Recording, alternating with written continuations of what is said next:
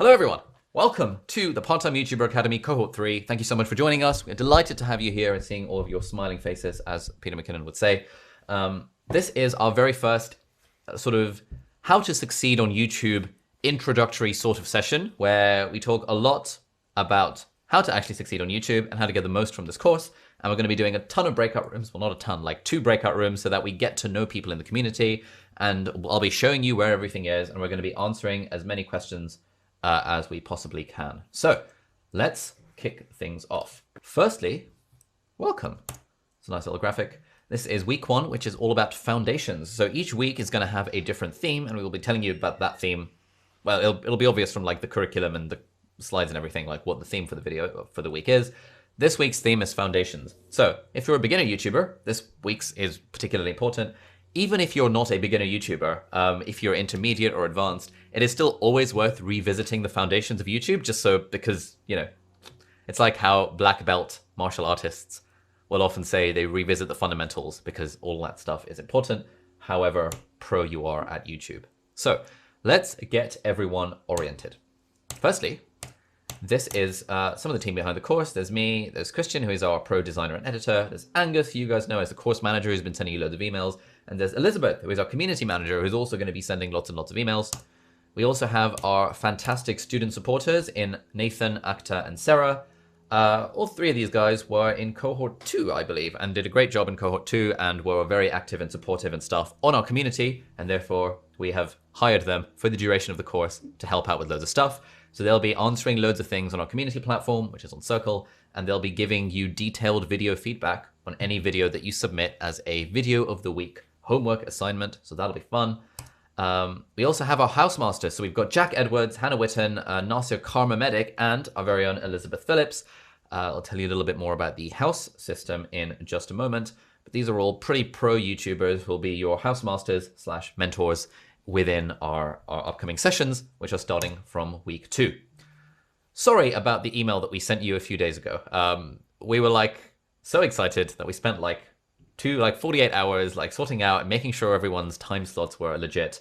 And then it turned out we had a frame shift error in our database because like something got deleted. And that means basically everyone's times were all screwed up. So apologies for that. We are in the process of fixing it. And we have now reallocated everyone, and we'll be sending you out an email either today or tomorrow with your confirmed timings and allocations, and crucially calendar invites for the house sessions, the house parties as we like to call them. Those are going to start from week 2. So from next Monday, that will be when the first sessions run, and they'll be running for week 2, 3, 4, 5, and 6. So you'll have 5 house parties with a individual housemaster that you'll be allocated to, and it'll be the same group every time we do the session.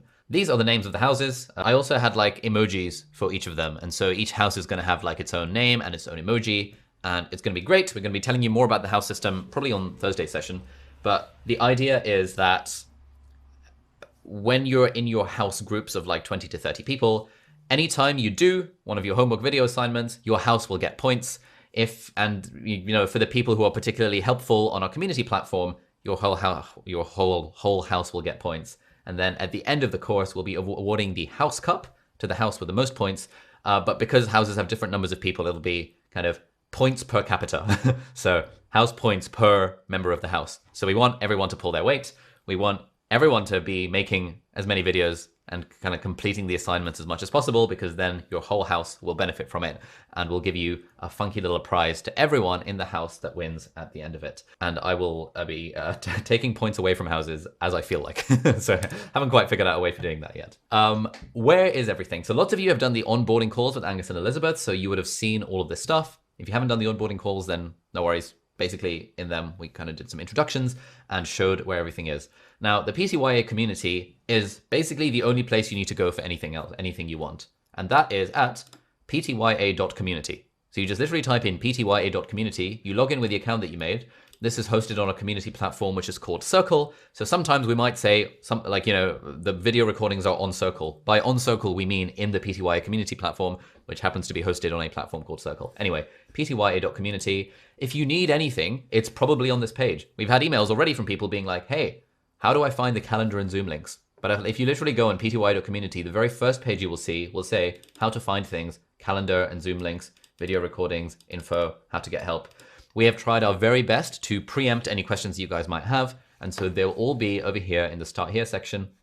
And yeah, we also have a Q&A section where if you have any questions at all about anything at all, just chuck them in the Q&A and you'll see them there. We have community wins, which if something particularly nice happens to you, you can share it with us in community wins.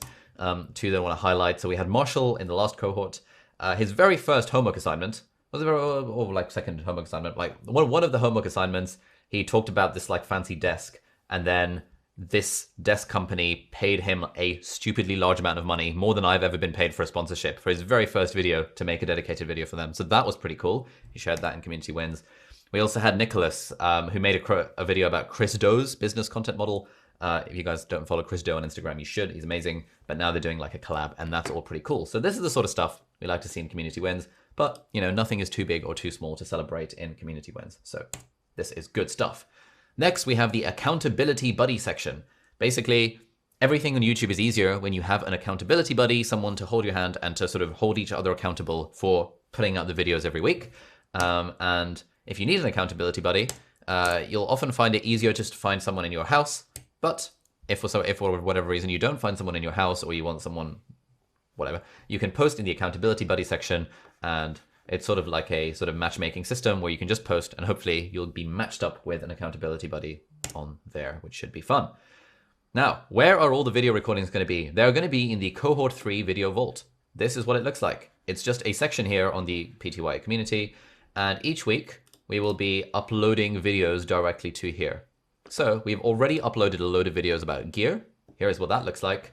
You got a little video from me talking about gear, and we've got like lighting, camera, audio. All of these are video recordings that are hosted directly on here, so you can watch them directly on here. You don't need to look anywhere else to find videos. They're always going to be in the Cohort 3 Video Vault. And if you need a hand with anything at all, firstly, please read the stuff on the pages because it will often save you sending us an email. We also have like a, where are we? We have like a knowledge base section where if you look at the bottom, your community will look slightly different to mine. Mine has all of the things on it, but broadly, yeah. If you want to upgrade, or if you want to questions about payments or anything like that, a lot of it is in our knowledge base already. And we keep on adding to this stuff, like where can I download the calendar? How do I register Zoom calls? Which is recorded, etc., etc. How to get an invoice. But if you ever need to message us, you can always click the live chat thingy button on the PTYA community. You can always click that whenever you want. And so that will pop up a little thingy over here. And that will automatically it'll basically let you send us an email. And if Angus, Elizabeth, or me, or anyone else is online there and then, we'll be able to do a live chat. But if not, it'll just help you let you send us an email. And then we will get back to you as soon as humanly possible. We also have our PTYA workbook, which is now linked directly in the chat. So please download the PDF of that. We're also in the process of mailing you all a physical copy of the workbook if you gave us your address in the blueprint, and if that address was suitably formatted for it to actually be an address that we can mail stuff to. So those are like on their way. They will hopefully arrive sometime this week in time for week 2. And the workbook, as you'll see from the PDF, basically has a load of just pages for the interactive exercises and stuff like that. You don't actually need the workbook. It's just kind of nice having a physical one if you like writing things down on paper. But everything you need is in the PDF, which is in Zoom. And it is also will be linked on our community platform very shortly after this call. So please watch out for the workbook. Just to emphasize, it's not a textbook. You don't need to pre-read anything. It's not like, oh my God, I have all this stuff to read. It's basically a workbook that just gives it easier access for you to see the prompts for the various interactive exercises we are going to be doing. So that's fun.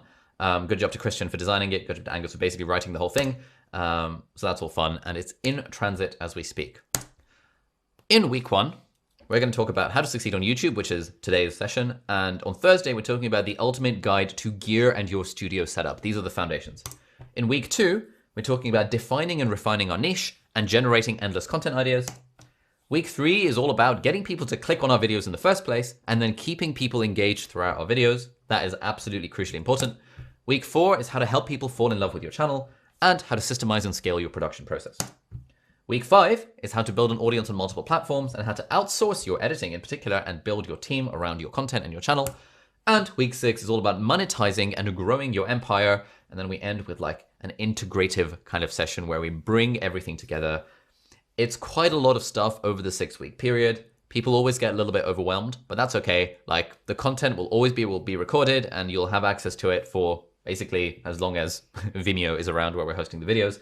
And so, you know, right now, there's always the case with one of these courses where in week 1, there is a huge like enthusiasm and everyone's like, yeah, I want to be a YouTuber.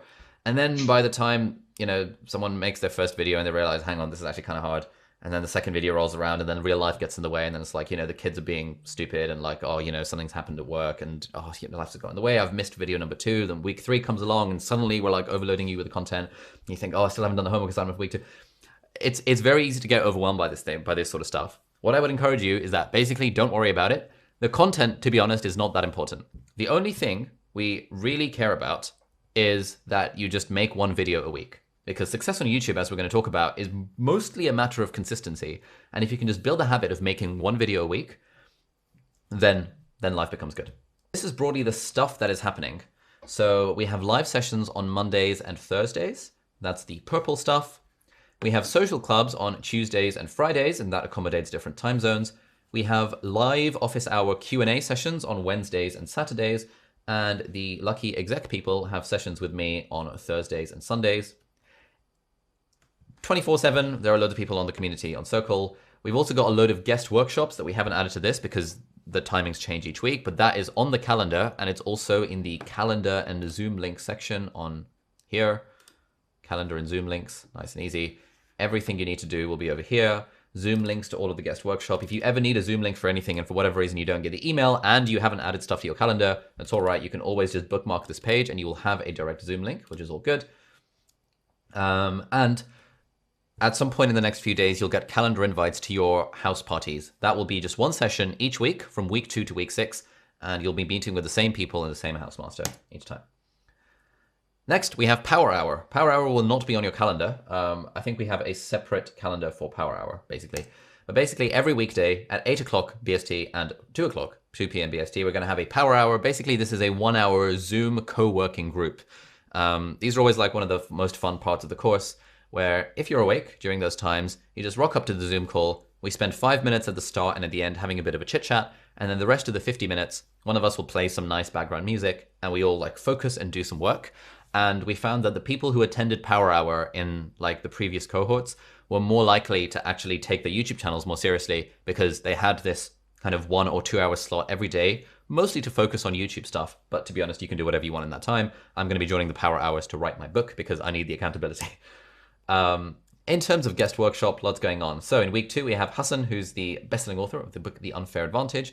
And it's all about kind of finding your niche and finding your own unfair advantage in your content and your business.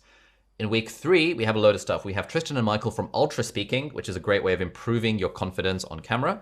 We have Matthew Dix, who's one of probably the world's best storyteller. He's won all sorts of competitions multiple times around storytelling. He's written a fantastic book called Storyworthy, which is all about how to tell better stories. And that was my favorite book of 2020 when I read it. Matthew has also been personally coaching me in the art of storytelling. And so I asked him, hey, would you be down to doing a guest workshop? And he was like, hell yes.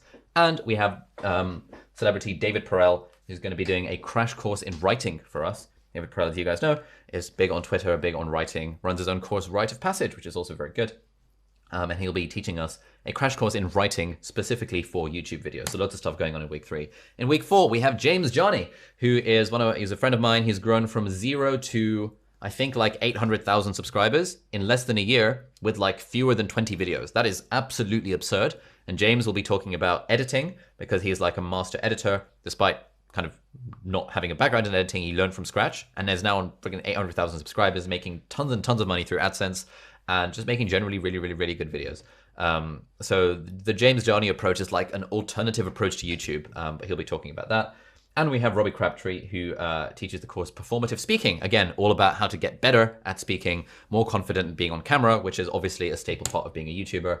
And then last but not least, or rather penultimately, in week 5, we have Joe, who is part of our team in terms of repurposing content. So if you've seen my Instagram or Twitter, the videos and stuff there, Joe manages all that stuff. So we'll talk about how you can put in a little bit of extra effort to repurpose the content you're making to grow on multiple platforms. And we have celebrity Pat Flynn.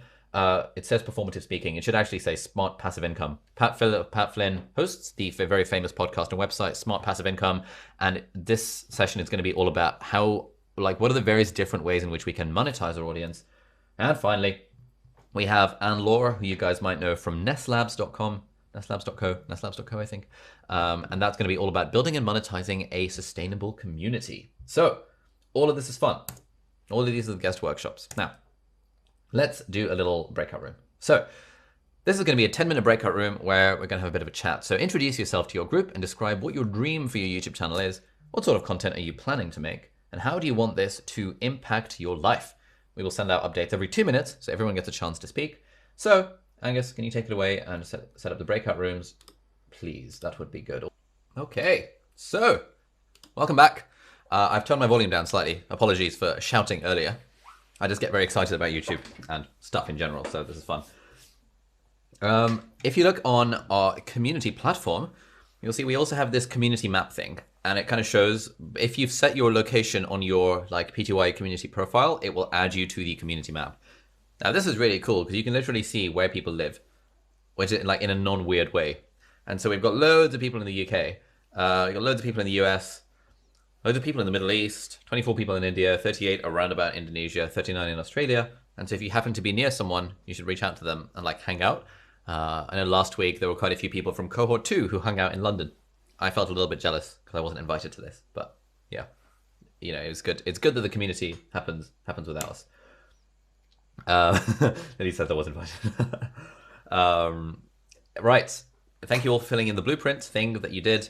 The objective of the blueprint thing is that like the idea is that with any kind of learning experience, we do want to figure out where the holes in our knowledge are and where the improvements are and set an intention to learn about the thing that we're learning about before we learn about the thing. And then as we're learning about the thing, at the end of it, when we repeat the blueprint, which is the plan at the end of the course, hopefully we'll see some improvement in some of the areas. But more importantly, we'll see what the different areas of weakness still are, because the whole like being a YouTuber thing, it's not going to go from 0 to 100% in the 6 weeks of this course. What we're hoping to do, you know, this YouTube thing is like a 2+ year long commitment. And if you're not willing to make that commitment for at least 2 years, probably shouldn't be here. I'm hoping all of you are, because it's really, really obvious on the website that YouTube is not a get-rich-quick scheme, and you do have to do it for 2 years to get any kind of return at all. Although some people do get it sooner than that. But hopefully we want to set you guys up so that the next 2 years are easier, because then you'll have a system, which is the stuff that we're going to be talking about. This page is using significant energy, my God. So this was the average rating for across the 459 people who have filled in the blueprint for cohort 3. Around about 37%. This is very good. This is actually quite like optimistic, because this is what my own blueprint was like. I went through and I thought, okay, what was I actually like in 2017 when I started my channel, and then 18 months, and then a year later, and then 2 years later. And so I basically rated myself a 0 on everything at the start. And then over time, you know, I'm now at this place where I'm pretty confident in most of these areas.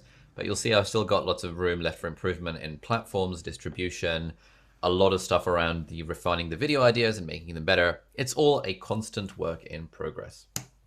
That's all fun. We asked, what's the focus of content on your YouTube channel? Loads of you guys are interested in productivity, development, in learning, in life, in helping, in personal stuff. That's kind of cool. And in the next session, we'll show you kind of what the subscriber count and number of videos thing is. But like generally, the pattern that we've seen, which is true this time, the vast majority of people on this cohort are beginners with like fewer than 10 videos. And then we have a small number of intermediate and advanced people. And we've done our best to put the intermediate and advanced people together in the house party sessions, so that like beginners are like hanging out with other beginners and the advanced people are hanging out with the other advanced people. There's just not that many advanced people. So because we have such a spread of like ability levels, the beginners are very likely to get overwhelmed. And again, I'm going to keep coming back to this point of overwhelm. It is totally normal. You know, doing YouTube is like a hard thing. And if you get overwhelmed, don't worry about it. It's all good. Hopefully the house parties, the house support sessions, the Q&As, and all this, the community stuff will help with the potential feeling of overwhelm that you might get. Advanced people and intermediate people, I'm hoping you won't be overwhelmed, and I'm hoping the stuff in the course, you'll be able to just sort of plug and play into your stuff. Yeah. Lots of you have shared your reflections on the initiation blueprint in our community thingy, so that's really cool. You might like to browse through that if it's interesting. Let's talk about the homework video assignments. Now, these are by far the most important part of the course by an absolute mile. So as I said at the start, really the only thing that we care about at the end of this course is that you've made one video a week for the next 6 weeks. That is like the only thing I care about. I could not care less if you've not watched any of the videos, if you've not attended any of the live sessions. I think it would be worth attending your house support sessions, your house parties, just because it's a smaller group and you've got access to like a pro YouTuber mentor. It would make sense if you can find the time to attend those. But really, everything else is kind of optional. The main thing that we're trying to get you to do, the transformation we're trying, is to get people to the point where you can comfortably make one video every week. And sort of the way that I see this, and I'll put this as a diagram for the next slide, for the next session, is that like broadly, in fact, I'm going to stop my screen share while I talk about this just because I want to see my own face. Broadly, there's like different stages along the journey of a YouTuber. There's the, I have never made a video before in my life.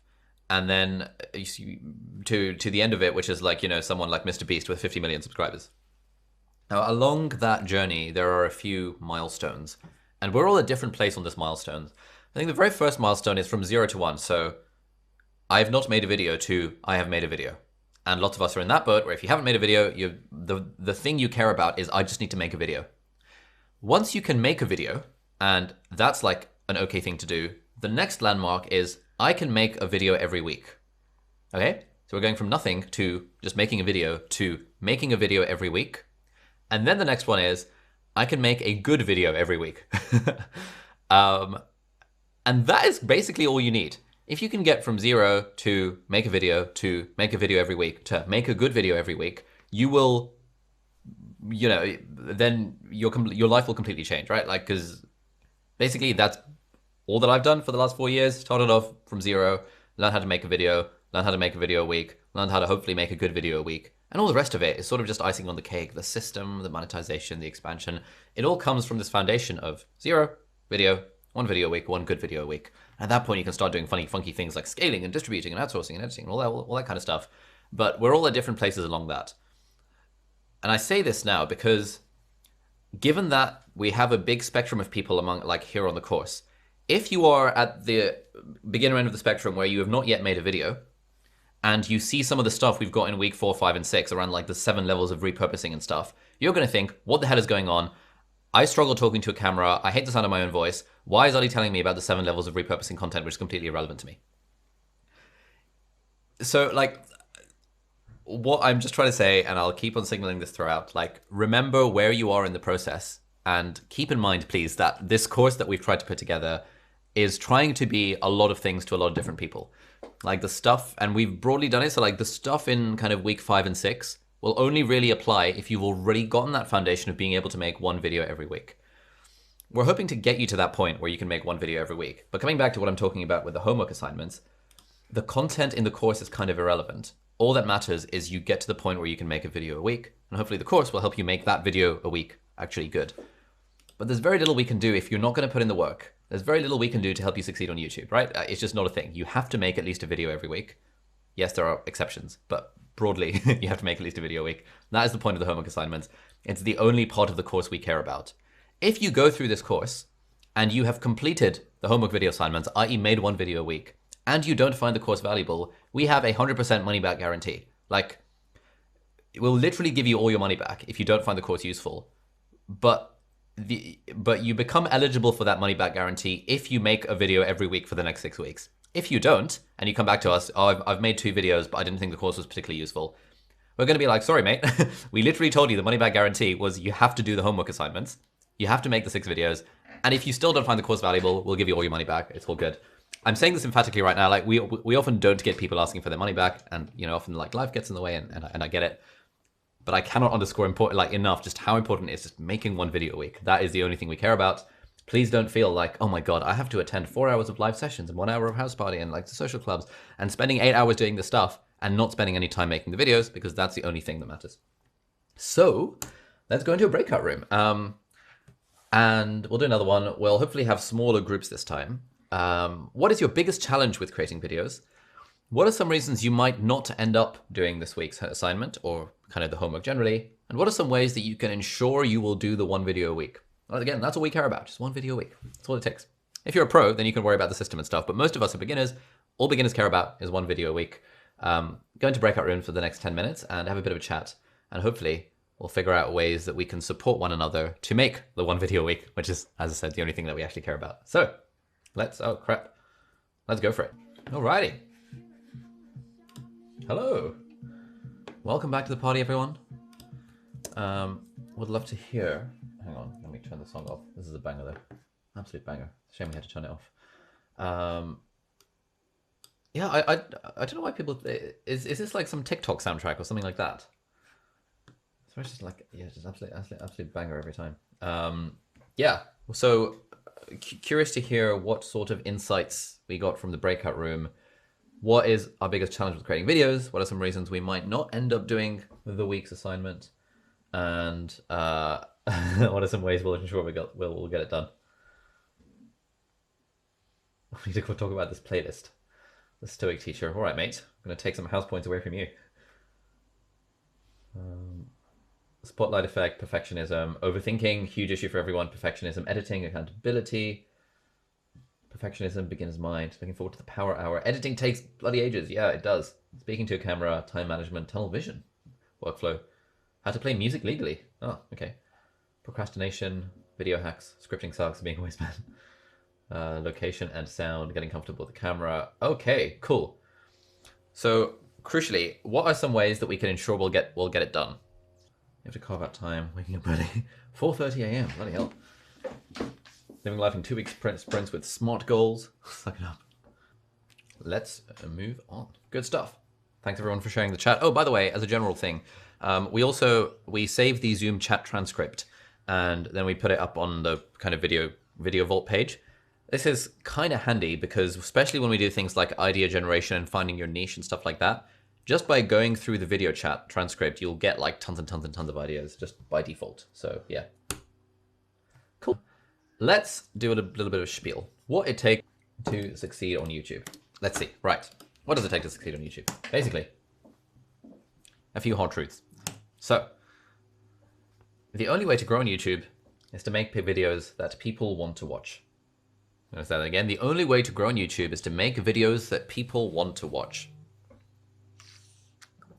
I know I am big on the whole, if you've seen any of my stuff, I can give the impression that, guys, all you have to do is just make one video a week and your life will change. And I do stand by that. I genuinely think that if you just make one video a week and you do it for the next 2 years, then I can basically 100% guarantee that your life will completely change.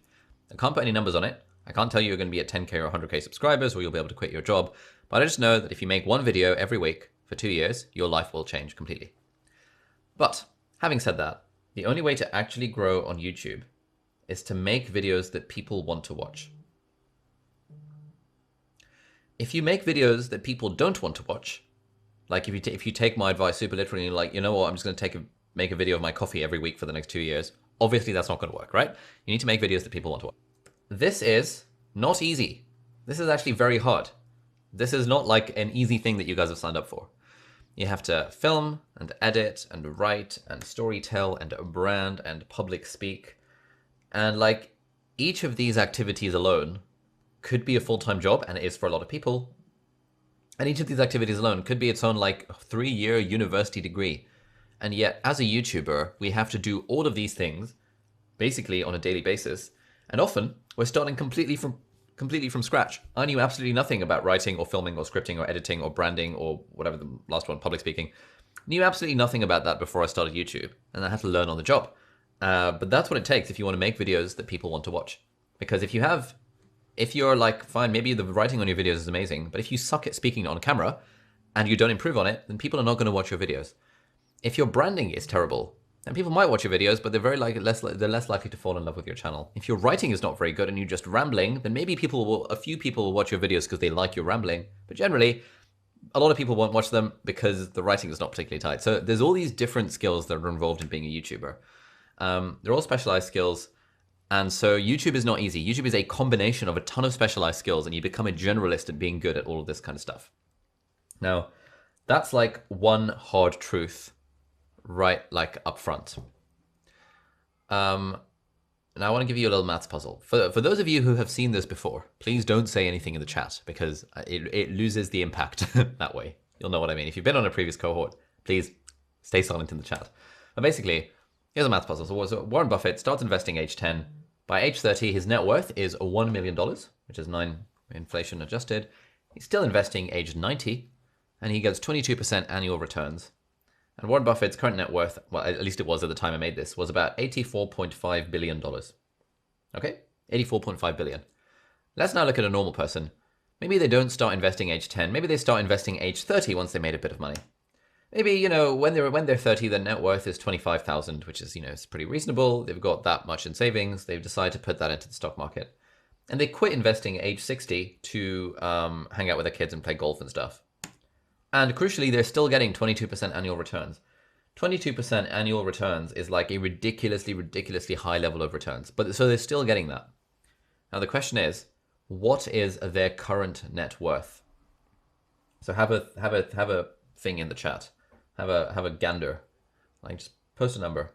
If Warren Buffett is 84.5 billion and this normal person, where the only difference is just the amount of time, what do we think the net worth is going to be? We've got some suggestions: 200k, 1 million, 150k, 4 bill, not much, 2 million, 700k, 84 billion, 1 million, 500k, 2.5 mil, 11 mil, 10 mil, 3 and 36 mil, 3 million, 1.6k. Not 84 billion, yes. 5 Dogecoin long. This person's current net worth would be 11.9 million. That's still a lot of money, but it's nowhere near 84.5 billion. And so the conclusion is here, 99.9% of Buffett's net worth is because he started early and he kept going. And that is like the power of consistency, the power of compounding. And there's a great book called The Psychology of Money by Morgan Housel. And he says that like dozens of books have been written about Warren Buffett's investing prowess, but none of them are entitled, "This guy has been doing this for a bloody long time." But it's the fact that he's been doing it for a bloody long time that makes him one of the richest people in the world. If you had the same level of investing prowess and just didn't do it for as long a time, you wouldn't even be on the Forbes rich list, because 11.9 million is not that much to land on the rich list. So really, this is a powerful example of the power of consistency and compounding. And as Einstein allegedly said, compound interest is the 8th wonder of the world. So I want to show you a couple of graphs. So basically, compounding looks something like this. The effect size over time, it starts off basically nothing and then it becomes unstoppable over time. The problem is the way that our memory works about stuff is that over time, our memory for stuff like falls drastically. The forgetting curve, as Ebbinghaus discovered in like 1806 or something. Now, if you put these graphs together, you end up with this like very annoying kind of graph whereby at the start, when you're at the start of your journey, you have a very powerful memory as to how hard everything is, and you are getting basically 0 results. Whereas when you're further along in your journey, like, you know, I'm probably here somewhere right now, when you're further along in your journey of being a YouTuber or anything else, you actually forget how hard and how much work it was at the start, and you can look at the past with rose-tinted glasses because you've forgotten the amount of effort it took. Yeah, at the start, 0 effect, and at the end, huge effect and no memory of what caused it. Now, the reason people give up with the YouTube thing is that they start the journey and they can't immediately see the effect from the cause, and so they give up and quit before they reach the point where the effect starts to compound. So this is like the people who start making YouTube videos and they do 1 video a week for a few weeks during the course. Week 4, week 5, they think, oh, you know, life's gotten in the way, I'm going to skip the video. Then they make one a month later, and then they think, oh, I should really get back on this YouTube thing. Then they hear about the next cohort, and they think, you know what? I'm a premium member. I'm going to sign up for the next cohort. They attend the first 2 weeks of stuff, make 1 video, and decide, I don't know, real life's getting in the way. These are the people who are basically wasting their time because they're making videos, but they're not doing it consistently. And without consistency, there is nothing. And therefore, you might as well not even bother. That's probably too strong. You probably should bother and decide whether you want to do it or not. It kind of depends on what your goals are. But I'm quite strong in the, like, if you're not making a video every week for the next 2 years, in a way, there's not really much point in trying YouTube, again, depending on what your goals are. If you're a hobbyist, feel free to do what you like. But if you care about turning this into a sustainable business, money-making machine, any of this sort of stuff like I care about, you have to be putting in the consistency effort over time. And people who stick at it long enough to experience the compounding often forget the cause responsible for creating it. This makes their work appear effortless or lucky to themselves and to other people. And so the real message here is that it is a marathon rather than a sprint. We're in this for the long haul. This course can feel like a sprint. The content can feel overwhelming again, but that's fine. This is just the start of the journey, or in a lot of our cases, the middle of our journey, or maybe towards the end of our journey. But for most of us, it's the start of our journey, and it's the start of the marathon where we have to pace ourselves and recognize that the only thing we care about is making one video a week. Success does not happen overnight, unsurprisingly. This is one of my favorite videos on YouTube. You guys might know MKBHD. I think he's probably got more. He's got like 14 million subscribers, one of the most respected and biggest tech YouTubers in the world. This is one of my favorite videos. This is his 100th video. We're going to watch this.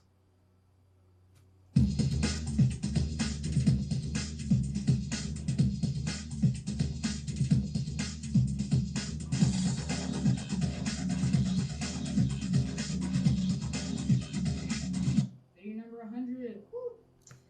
So yeah, welcome to video number 100. I have to say it's pretty good that I've gotten to upload 100 good videos for you guys over the past couple of months, basically. And so what I'm going to go into is that right now I'm going to check right now. Right now I have approximately 70-ish subscribers. I'm just looking at, wait now. If I go to my page, youtube.com/MarcusBrownlee, just click on the link over there. I have 74 subscribers. So I was thinking I would do... This is MKBHD, one of the most respected YouTubers in the world, who has interviewed the likes of Elon Musk, Bill Gates, you know, these pro people, for 15 million subscribers. His 100th video, and his 100th video, he said, guys, thank you all so much for subscribing. Big thank you to my 76 subscribers. That's absolutely insane. Like, this guy made 100 videos and got 76 subscribers. And so whenever we hear people being like, oh, but I've made 4 videos and like I'm not getting any views, or I've made 44 videos and I'm not getting any views, I often just link people to Marcus Brownlee's video number 100 videos and 76 subscribers. That's quite interesting. Hold on. Why is this not move? Oh, hello. Our channel at the moment is on 1.79 million subscribers. Hopefully might hit 1.8 million today. But did not always start like that. This is the graph of stuff that, like, views that changed over time. At the start, I started with like 40 subscribers that were friends and family, and like people that just subscribed because I had a YouTube account for like 10 years. And each day was like, I'm making a video and I'm refreshing my YouTube studio every single day. And it's like, oh yes, I've now got 61 subscribers. And then 2 days would pass, be like, yes, I've got a 60-second subscriber. This is the dream. That was what it was like. And then obviously over time you get the compounding. And now the channel is pretty big and is doing pretty well. But it is very much a long game. I've been doing this for basically 4 years now. You know, this is what the subscriber growth looked like. This is kind of, the graph is showing you subscribers gained per day. So you can see at the start, the line is basically flat because you can't even see that I gained 1 or 2 subscribers a day.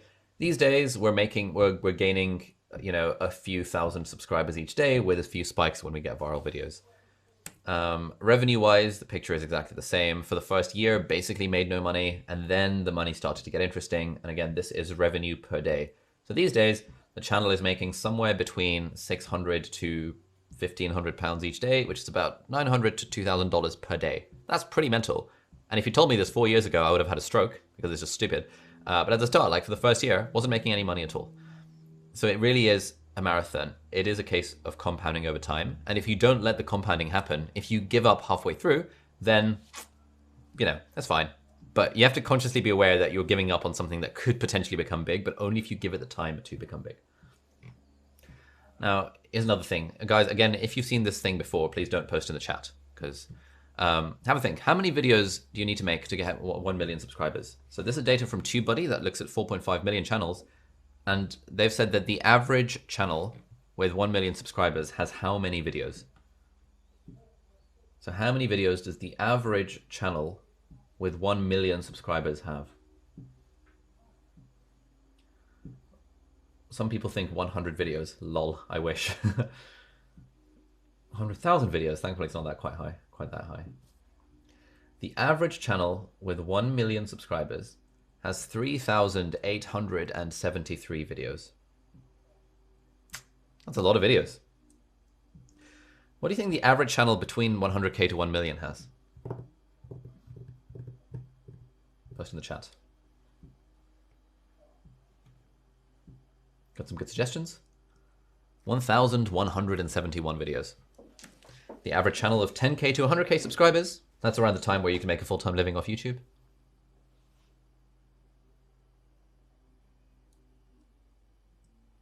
That channel has 418 videos. Well done to the person who plucked that number out of thin air. Milka, I think.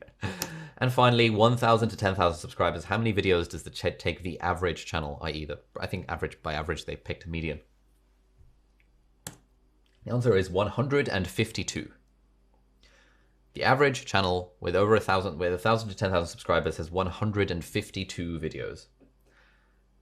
This is always interesting and sobering, because if you're like most of us and you're a beginner here and you're stressing out about video number 1 or video number 2 and be like, oh, my voice sounds a bit shit, or oh, my microphone quality is pretty crap, or like, oh my God, I suck in front of a camera, and you're letting your disease of perfectionism get in the way of uploading video number 2, don't worry, you still have 150 more videos to go before you can be the average channel with 1,000 to 10,000 subscribers. It's a lot of videos. Like, no one gives a toss about video number 1 or 2 or 3 or 4 or 5 or 25 or even like 105. It really doesn't matter. The point is, often, like, you know, we did a guest workshop with TubeBuddy, you know, this like big Chrome extension that we'll talk about later. And we were asking them, you know, what's the biggest thing that holds people back from YouTube? And they were like, honestly, just not making enough videos. This is a quantity game. Yes, it's a quality game, but it is more a quantity game. You have to make the videos. But the good news is it's fun.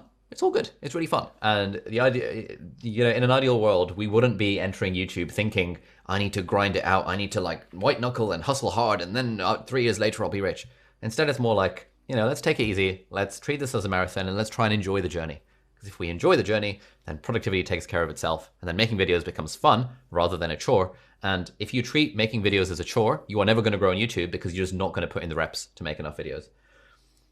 Our channel, so we hit 1,000 subscribers after 52 videos. So 4 years ago, it took me 52 videos and 6 months to hit 1,000 subscribers. I was making 2 videos every week. So that was 52 videos to hit 1,000 subscribers. We've had people who've hit 1,000 subscribers after like 4 videos in cohort 1 and 2. I know we've had people who've hit 1,000 subscribers after like 13 videos. And when we have our community events, people are always like, oh, you know, I've made like 14 videos and I just feel like my channel's not growing. And they're on like 1,200 subscribers. And I'm like, guys, it took me 52 videos and 6 months to get to freaking 1,000 subscribers. Like, please pipe down because unless you've made 52 videos, you cannot complain that your channel is not growing fast enough. Get to 52 videos, and then I will listen to your complaints that, oh my God, my channel's not growing. Generally, it's the people with like 10 to 20 videos who've hit 1,000 subscribers, channel is growing objectively really well, but they have an unrealistic expectation. They see a channel like mine 4 years down the line, and they see, oh my God, Ollie's getting 200,000 views in a random ass video where he just sits there and makes a cup of tea. I wish I could do that. That doesn't happen overnight. That literally takes 4 years, 52 videos, 1,000 subscribers. So I think, yeah. It took us 92 videos to hit 10K and 143 videos to hit 100K. 144 to 287 between 100K to 1 million. And now I think we're on like 350, 360 something videos. That's a lot of videos. But as you can see here, like the blue is what our channel's growth rate was. So you can see at the start, we were about like twice as fast as the average. And then like 3 times as fast, and then like 5 times as fast, and then like 10 times as fast as the average in terms of number of videos. The question is like, what's the secret sauce? We've established that you need to make a shit ton of videos because otherwise there is no secret sauce. But what is the secret sauce? Well, there's luck, there's work, and then there's unfair advantages, which we're going to talk a lot more about throughout this whole thing. Luck, the thing with luck is that, you know, there's that phrase, there's like a common like fortune cookie, which is the harder you work, the luckier you get. Gary Vaynerchuk says famously that it just takes one piece of content to change your life. You just never know which one that's going to be. And yes, in a way, it was lucky that I got my first viral video. But it also wasn't really lucky. It was like an extent to which it was lucky, but there was also a lot of manufactured luck in there, whereby I'd made 100 videos before even attempting to go for a viral video.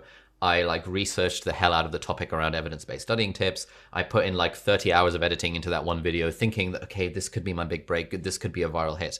And the video did well. You know, yes, that's luck, but it's also a lot of like preparation to get to manufacture luck. So in a way, luck can be manufactured. And the nice thing about YouTube is that the more videos you make, and the better the videos are, i.e. the more people want to watch them, the luckier you're going to get. There's work. It takes work. I don't like calling it work. I like calling it fun. When my housemate says, like, Ollie, why are you working at 11 p.m. and I'm making a YouTube video? I sort of say out loud, which probably pisses her off, that it's not work, it's fun. And she's like, oh, and sighs and goes back to her room. It's not, you know, it does take work. But then there are also unfair advantages. Like, what do you have going for you that helps you compete in this market?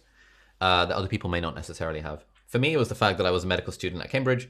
I could trade off the brand value of that. And because my content was aimed specifically at people who wanted to become medical students at Cambridge, that was my unfair advantage.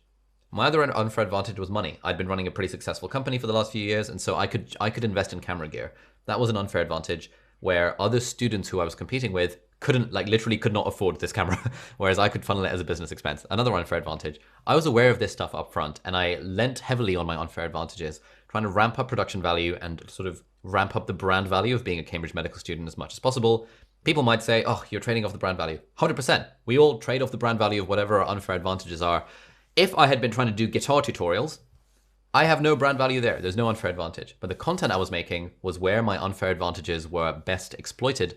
I'd also been teaching this like medical admissions course for like 5 years at that point. So I had teaching experience, I knew stuff.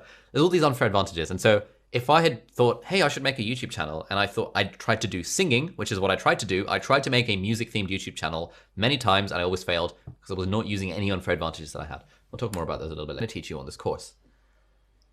We cannot make you put more time into your YouTube channel. Like, there is a glass ceiling. It's not even a glass ceiling. There is a concrete ceiling of how well you can do on YouTube if you're not willing to put in the time. To an extent, well, to a large extent, we also can't help you buy more gear and outsource editing because you have to make money for that to happen. If you can afford this course and you're not on a scholarship, then you have a job, and your job probably pays more than $5 an hour, which means you probably should outsource your editing if you care about the dollar value of your time. More about that in week 5.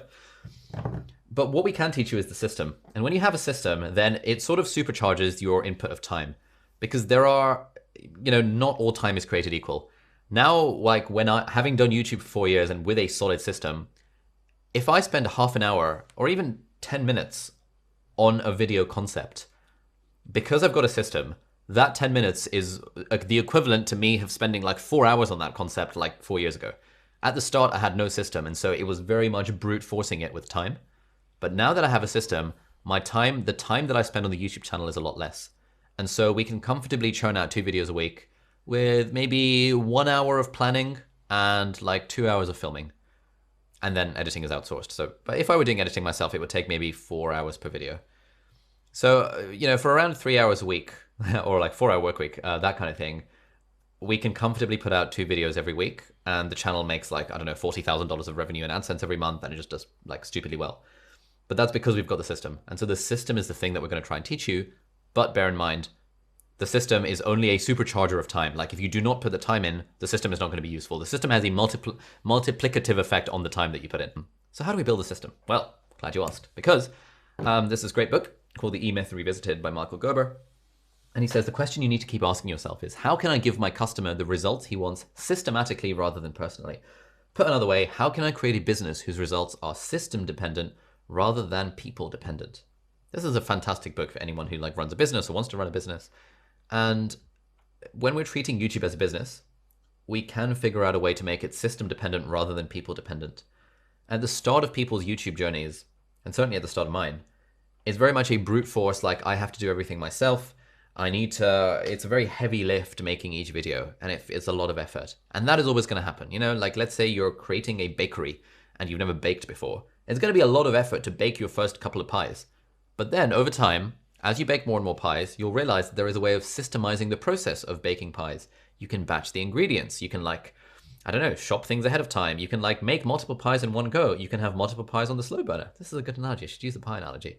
Over time, you might realize that, hang on, now that I'm selling my pies, I can actually pay some other person to make the pies for me, and then I can be the guy that just sells the pies because that's the thing I'm good at. Over time, you might decide, oh, now that I'm good at that, maybe I can start sort of expanding my thing and creating more interesting different pies. Maybe I can do some market research, find my audience, ask my audience what sort of pies they want. But the point is, you don't grow unless you systemize the production, the pie cooking production process. Pie cooking production, that sounds weird. Equally on YouTube, it's harder to grow if you don't systemize the process of making videos. And the point of this whole course is to teach you that system that we use for our stuff.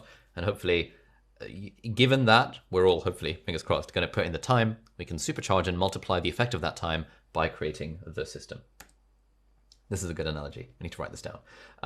So what is the system? Well, what we're hoping is that before you have a system, it feels like a tidal wave, heavy lift, absolute nightmare every time you need to make a video. This is probably the place that a lot of you are in if you're beginners. And after you create the system, you have this Zen thing of 2 videos a week. Easy. I could do that in my sleep. Give me more stuff to do. Hopefully that's the point we're going to get to. It's probably not going to happen over the 6 weeks, I'll be honest. Like, the system takes constant refinement, and it takes effort, it takes time, blah, blah, blah. But over time, we're hoping we can set you up foundationally to build a system that makes you go into this Zen state. Platform-wise, the one that we use is Notion. This is like our home base. Like, we'll talk much more about this, but to be honest, it's not really about the platform.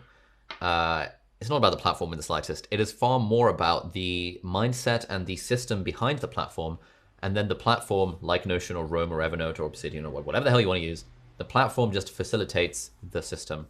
Notion is going to be the thing that we use for all of our examples, but it translates to anything else that you want to do.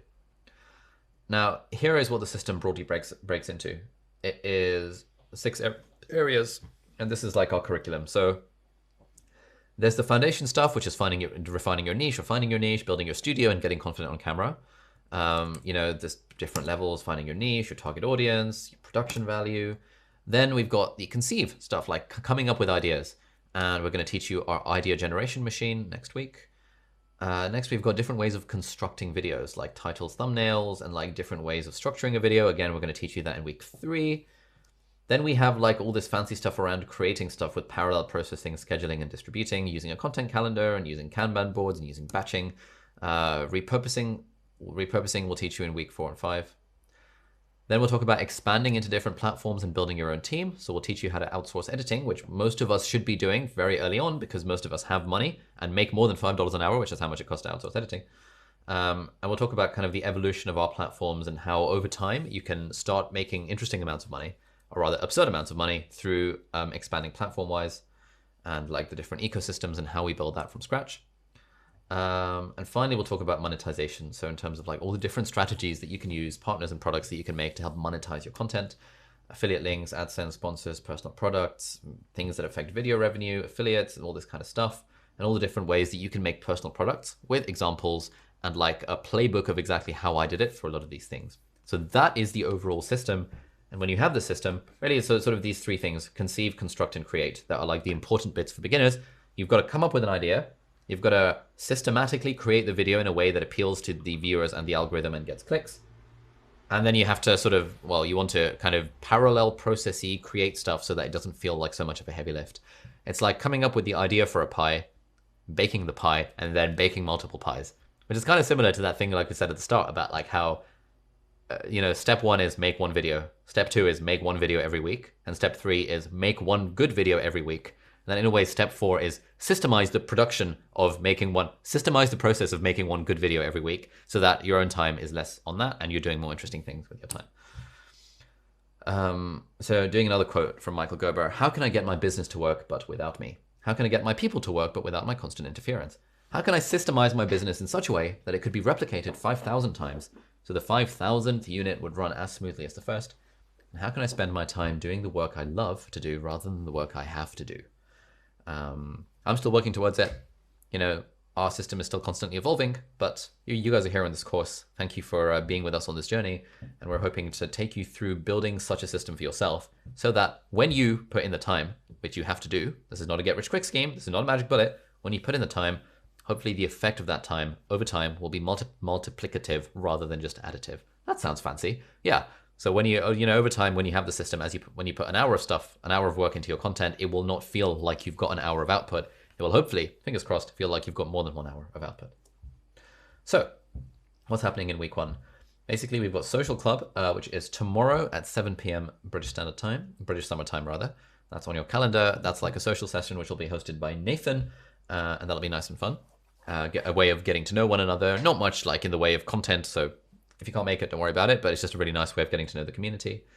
We have a live session on Thursday, which is our ultimate guide to gear and studio setup, which is literally everything you need to know about gear and stuff.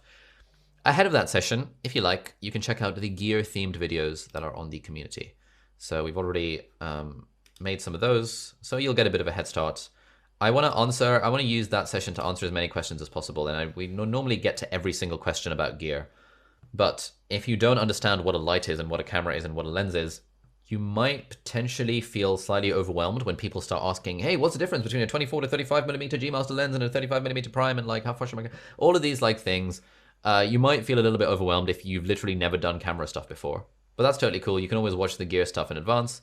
I don't know why my Safari is being so slow, because this iMac is the cheap version that they sent me as a review unit and doesn't have any upgrades on it. God damn it. First world problems, am I right? But yeah, there's loads of stuff on the gear page here, so you can check that out ahead of Thursday's session if you want. But otherwise, you know, if you don't have time, don't worry about it. You can just turn up and it'll be fun anyway. Then on Friday, we have another social club, which is at 9 o'clock in the morning, British Standard Time, British Summer Time, which should be more legit for people on the east side of the world. And on Saturday the 12th, we'll have a office hours Q&A. So by office hour, I've only recently realized office hours is a term that a lot of people don't understand. It's like a very American thing. Basically, open-ended question and answer, rock up and have whatever question you want answered. That's the vibe on Saturday. Very much an optional session. Yes, the slides will be available for people asking. And then we have a PTYA community event, which is open to all of the alumni, so not just cohort 3. That will be how to go viral on YouTube and change your life, where Marshall and Cora will be giving a bit of a chat. You'll also find that on your calendar, which should be fun. Now let's talk about this week's homework assignment. This week's video of the week is called My Favorite Things. So basically, we got a picture over here because the thing with like content is that it's very easy to make like curated content rather than created content. And making a video about something that you like is very easy to do because you don't have to create anything. You're just acting as like a curator. So what is a My Favorite Things themed video? Well, these are all of the ones that we've done recently, well, not recently, a while ago. What's on my iPhone? It talks about my favorite things. Kindle Oasis review, book summary, the book that changed my relationship with money, house choices that made me happier, the 5 apps that changed my life, what really motivates us, the perfect note-taking app, the happiness advantage, the secret to success, all of these are videos that we've done. Basically, like 1 in 3 of my videos that we do are like videos where I'm not really creating anything. I'm just talking about something that I like, whether it's iPhone apps or a book or a podcast or a blog or like a fragrance or whatever. I don't talk about fragrances. That's like a friend of mine who was in cohort 1. And so, you know, it's very easy to make a video talking about something that you like. I had a whole series about this at one point, monthly favorites, which was pretty solid. And so this week's assignment is as follows. Film, edit, and publish a video in which you talk about your experience with a single favorite thing. It could be anything, an app, a podcast, a book, a movie, a documentary, a physical item, a piece of clothing, a concept, a quote, a type of cuisine, a piece of tech, anything. You can be as imaginative as you want, or keep it simple for the first video. Publish your video to your YouTube channel and link it as a new post in the assignment number 1 space in the PTYA community. That is how you submit assignments, by the way. We have a fancy ass way of scraping the community so that whenever there is a new post, our team gets notified of it, and one of us on our team will give you some very, very, very detailed feedback on your video. And so we want you to post it on the community platform on Circle once you've made the video, and you'll get some solid feedback. And feel free to give feedback and receive feedback from other people as well. We'll be giving you a whole spiel about it, but you know, you can always watch other people's videos, give them feedback. It's always a great way to learn. So this is the first homework. How long should the first video be? It doesn't matter. You can literally do like for example, if I was doing this and it was my first video, I would literally just take out my iPhone. I would probably just do it vertically, not even horizontally, just because it's easier. And I would have my iPhone filming in front of me, and I would be saying something like, hey guys, welcome back to the channel. In this video, I want to talk to you about this new perfume that I got the other day from Floral Street, and it's called Electric Rhubarb. Now, it's kind of weird. Like, it looks like a kind of girly perfume, and that was my major concern. The fact it's got a flower on it, it's all a bit floral. I don't really know what's going on. But when the lady put it on the sheet thing in the shop, I was just like, oh my God, this smells like the best thing ever. And so if I spray it on myself now, I just get this, oh, it's so good. Electric Rhubarb, it smells nice. My housemate, I smelt my neck about it the other day in a non-weird way, and she was like, oh, this smells really good. This is my favorite perfume. I'll put a link in the video description. Thank you so much for watching, guys. Please make sure to subscribe to my channel to see more shit like this. Thanks for watching, and see you later. Bye-bye. That's literally my video. It took me 1 minute to literally just go pick up something and talk about it for a little bit. That is like the low effort, the easy way of doing this sort of assignment. And really, again, we want to be optimizing for actually doing it. In cohort 1, I think we had about 60% of people who did the first homework. In cohort 2, we had about 70% of people who did the first homework. That's pretty baffling to me, not gonna lie. Like, you guys have paid between $1,500 and $5,000 to attend this course. It would be like me paying $1,500 to $5,000 to attend a, I don't know, 6-pack abs bootcamp, and I refuse to do the very first exercises where they ask me to do 20 crunches or something. It's just dumb. Like, fine, I get it if life gets in the way, but a lot of time people will be like, oh my God, I don't want to make this because it's not going to be perfect enough. And like, oh, I really want video number 1 on my channel to be an absolute banger. There is zero chance for video number 1 on your channel to be an absolute banger. It's going to be absolutely crap. So you might as well embrace that crapness. If you can have a look at my very first vlog where I said, guys, I know that my first 50 videos are going to be absolutely terrible. So I'm just going to try and make those 50 videos as soon as possible so I can actually start getting good at the thing. Basically, pick whatever you want and make a video talking about your favorite thing. Feel free to put as much or as little effort into it as you like. The point is, we're just building up the habit. And if you're an intermediate or advanced YouTuber and this does not quite gel with your content strategy, it's all totally cool. Basically, we just want you to make 1 video this week about anything you want, but this is a prompt in case you want the prompt. So that's it. This is the workbook. It's going to be linked in the chat as well. Feel free to download the PDF of it and we'll be mailing you a physical copy, hopefully in the next week or 2, fingers crossed. The next session is the ultimate guide to gear and setup. And now we've got 20 minutes for a Q&A. So yeah, let's answer some questions. Jasmine says, I can't see the assignment section. Angus, have we made the assignment section public? There will be an assignment section that will be made public this evening also. Will we cover how to do or when to do our 2 channels? Basically, don't have 2 channels unless you have 100,000 subscribers. That's the advice that I got. Does posting our homework vids affect our YouTube ratings in a negative way? Okay. If I made that video that I just showed you and posted it on my channel, yes, it would. It would be a bad video for my channel. But obviously I wouldn't do that. Like if I was doing this course and I had a strategy already and so on, then I'd be making a video and actually putting effort into it because at this point I'm already good at making videos. But if it's your first video, which it is for a lot of us, or your first 11th video or your 10th video, something like that, it doesn't really matter. You can just make whatever video you like. Is there a copyright restriction in reviewing books? No, you can do what you like. When is it due and when can we expect feedback? Good question. So each Monday, I will tell you what the homework is for the week. And so in that week, we want you to post it at some point before Sunday on the community platform in the assignment section. And you can expect feedback within like a week of you posting it. It's sort of like if you post it earlier when no one has posted it, you'll get feedback basically immediately because we're monitoring Circle 24/7. But if you post it if 500 people post it on the Sunday night, it'll probably take us a week to actually give everyone feedback. So basically feedback within 7 days of posting the homework assignment on the community platform, hopefully sooner than that. How long did it take you to find your niche or did the niche find you? We'll talk much more about that this time next week where the whole session is based on defining and refining the niche. It's complicated. We'll talk much more about it. There's very little I can say right now that's like a useful soundbite answer. How many times do you think about giving up? Never. Should we keep our first videos online forever or take them offline at a certain point? It's up to you. It doesn't really make much difference taking a video offline. But if you care about your feed aesthetic, like let's say your homework videos is like really, really, really bad and then like 4 months down the line, you've stumbled on a nice niche and you've got decent production value, feel free to unlist or private the old videos because at that point they're not really adding anything to your channel. Fine. What are your thoughts on business brand name versus personal name for a channel? Good question. It depends on your goals. Generally, I would say personal name. Unless specifically you are trying to drive traffic towards a business and therefore you want a YouTube channel for that business, that is unlikely. Most people are not in that position. Generally, I would err towards a personal name for a channel. What about reviewing music?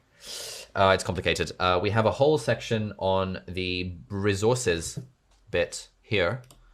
I think it's in bonus materials in the video vault where my friend Legal Eagle, who is a lawyer and YouTuber with like 2 million subscribers, talks about the entirety of online copyright.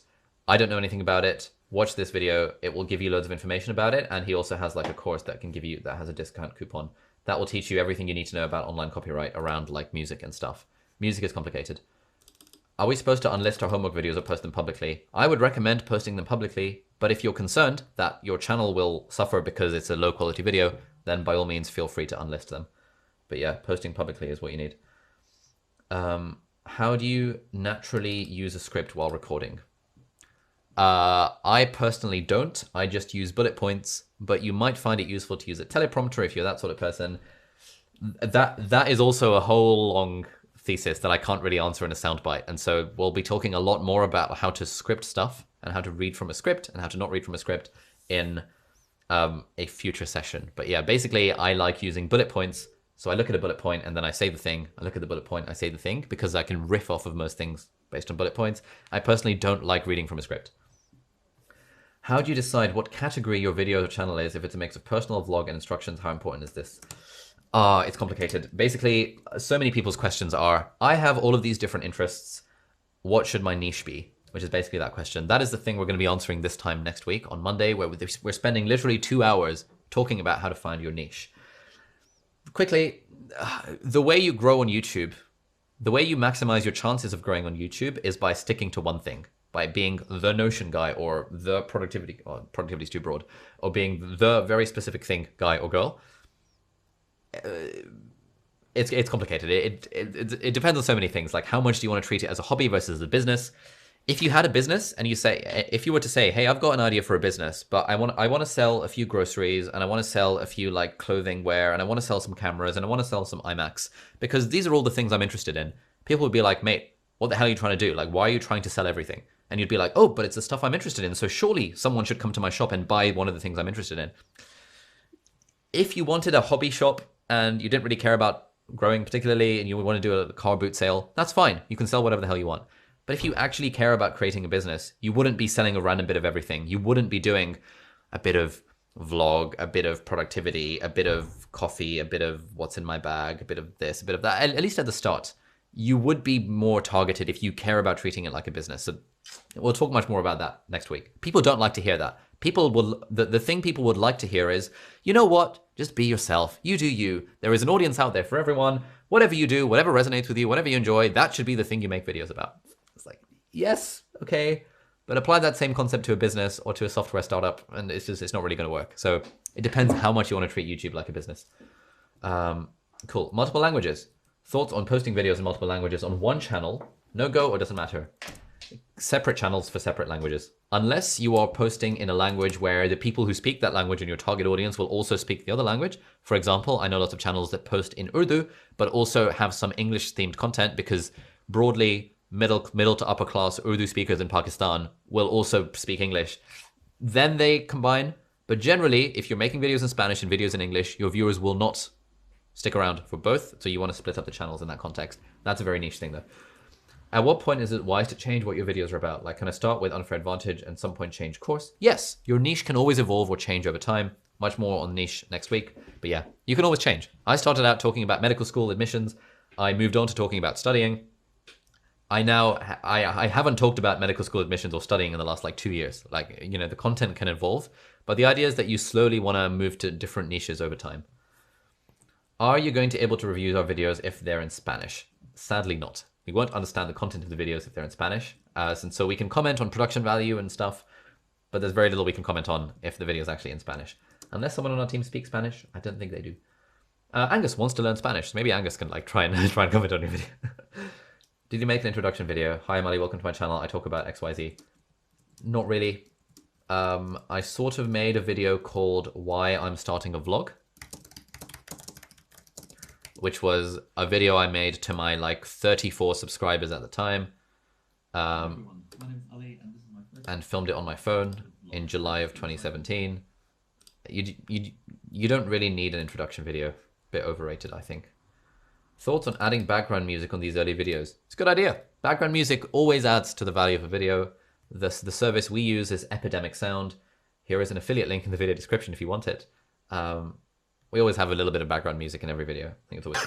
And which part of the YouTube process did you have the steepest learning curve? Probably editing. Like, editing is like a technical skill, and it's like quite hard to do quickly and efficiently. And so there's quite a steep learning curve to that. I was always pretty confident with speaking. Like, I'd been teaching for a long time, and I feel like I'm pretty okay at teaching. So that sort of translated to the camera, but editing in particular was one thing I had to learn completely from scratch.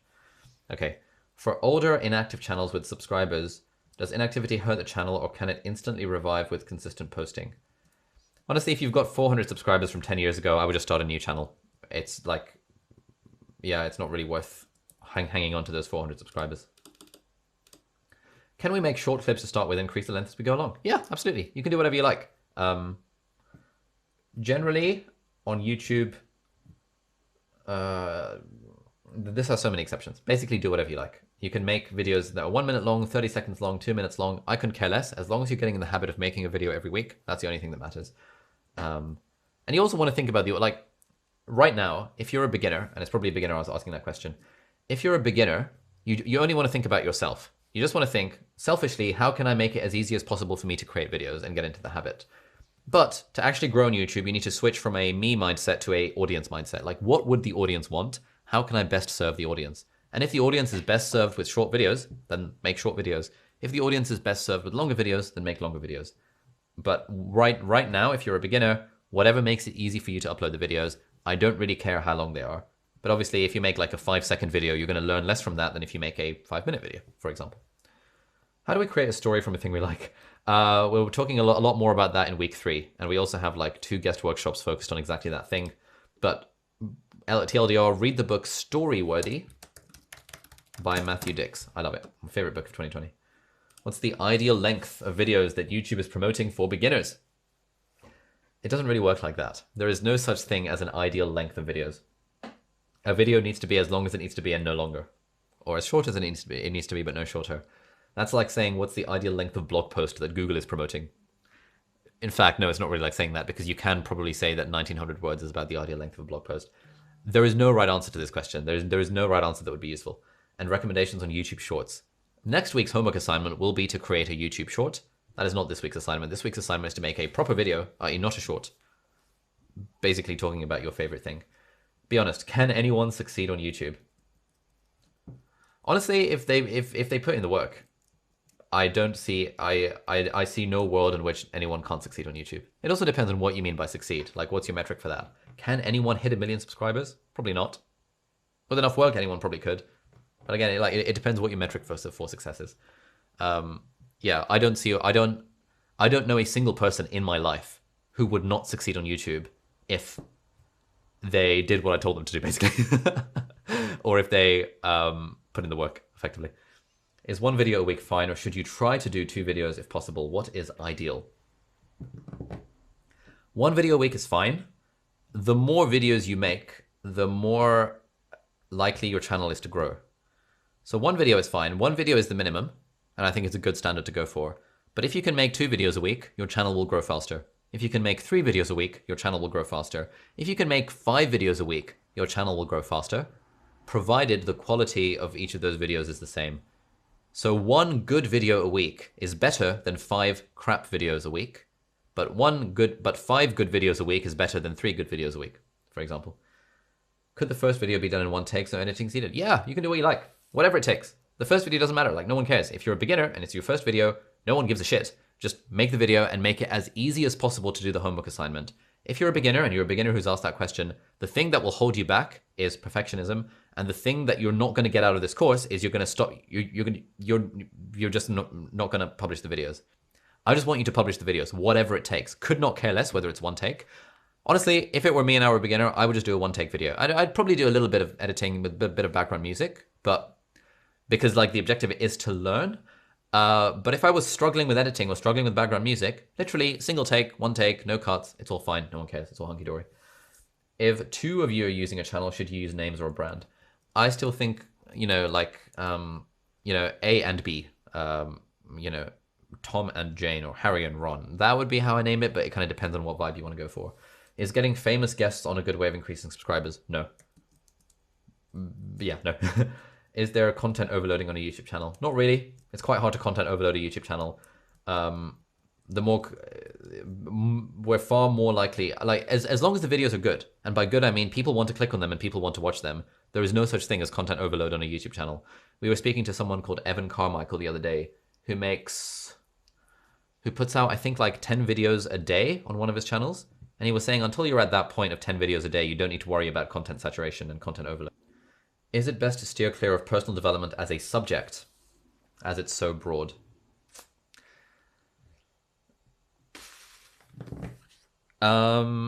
Okay.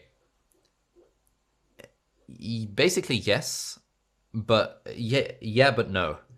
Like, personal development as a subject is totally fine, but if your niche is not defined beyond personal development, it's very hard to stand out in that niche. It would be like me trying to write a cookbook and it was just, and on the title it said, this is a cookbook.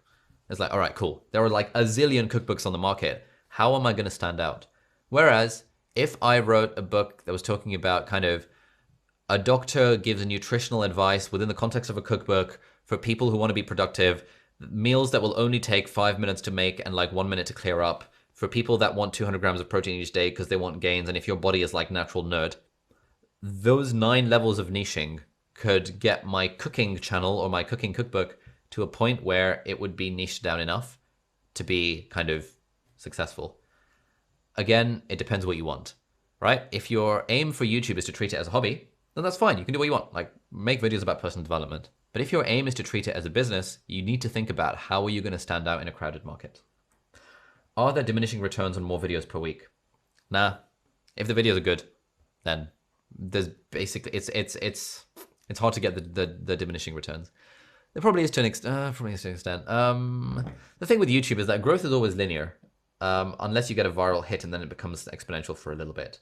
So if you make twice as many videos, you're twice as likely to get a viral hit, and therefore it's not so much that every video increases your growth. It's more that every video increases your chances of getting exponential growth, and you're doubling those chances by making 2 videos a week. What areas or niches do you see growing on YouTube right now? It doesn't matter.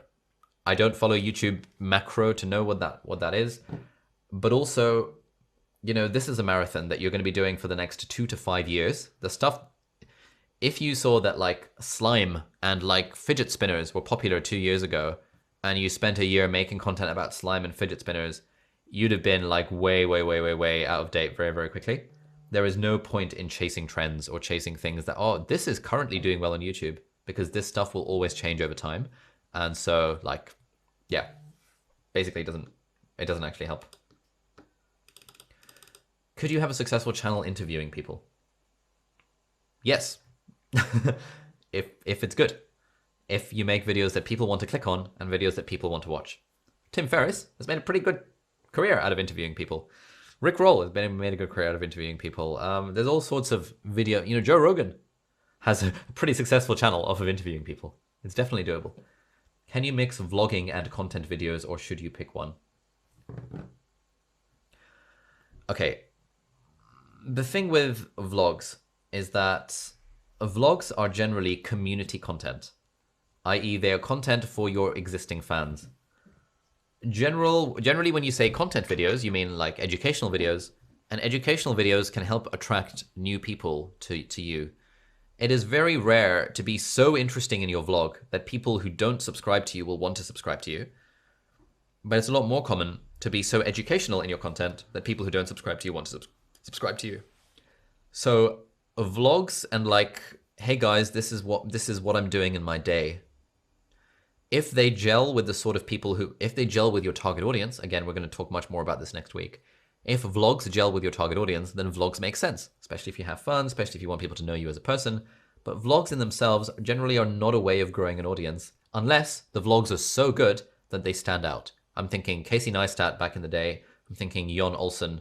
You know, unless the vlogs are such a high standard that people just want to follow the lifestyle stuff, it's quite hard to grow with vlogs, I think. Is there any such thing as having a niche that is too saturated? If your niche is too saturated, then you're not niched down enough. It would be like me saying I want to make a cooking channel. People would be like, oh, but cooking channels are saturated. Well, like, yes, they are. But cooking for nerds who want to get henge, who care about productivity, who want to make meals in 5 minutes or less, that is not saturated. In fact, I don't know a single channel doing that. So if I were to start a cooking channel and do that, that's not saturated anymore. Whereas if I were to start a cooking channel, it would be saturated.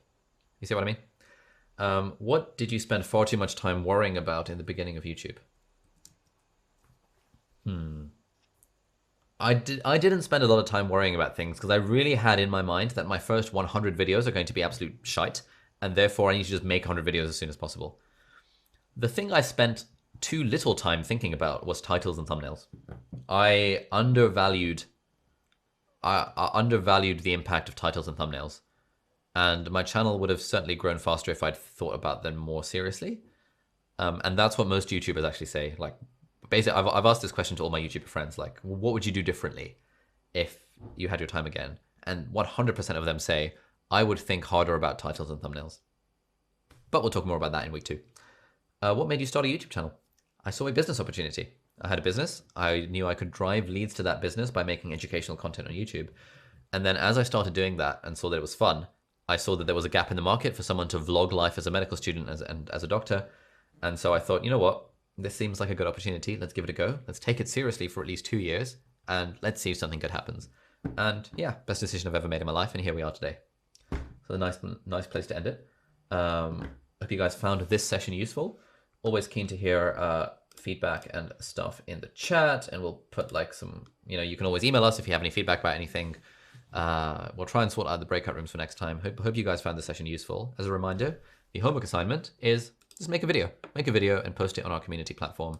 If you need a prompt for the video, the prompt is my favorite things, wherever it is. Where did I go? Here we go. This is the prompt, my favorite things. Talk about your experience with a single favorite thing.